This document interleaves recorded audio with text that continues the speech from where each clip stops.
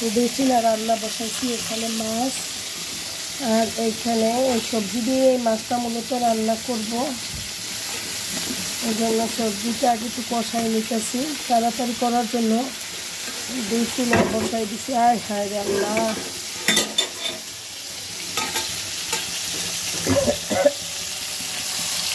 মাছটা একটু কড়া করে ভাজবে। এই মাছের প্রচুর কাঁটা থাকে, তাই একটু কড়া করে ভাজা নিতে হবে।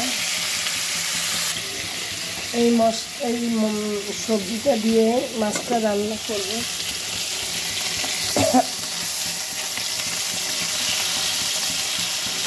মাছটা একটু কড়া করে ভাজতে হবে, প্রচুর কাঁটা থাকে এই মাছে।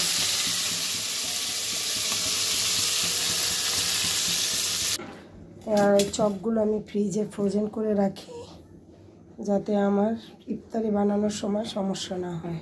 মাছের তরকারিটি রান্না হয়ে গেছে। আর এখানে আমি পেঁয়াজের জন্য একদম রেডি করে মাখিয়ে রাখলাম। আর এটা হচ্ছে ভেষণ।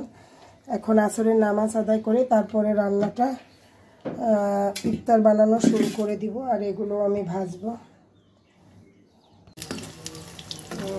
আলুর চপ ভাজতেছি, ইফতারের সময় হয়েও গেছে।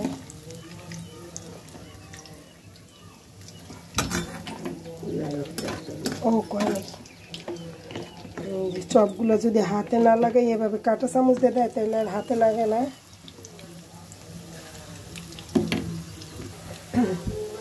এখানে পেঁয়াজও ভাজতেছি,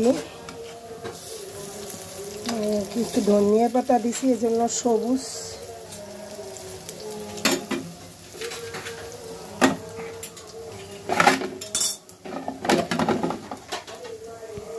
সব চিকেন চপ। আর এই ভেষণ বাড়তি ছিল, আজকে বেগুনি বানাইনি, বেগুনি ছিল না বাসায়। এখন এটা আমি রেখে দিব একটা বক্স ভরে।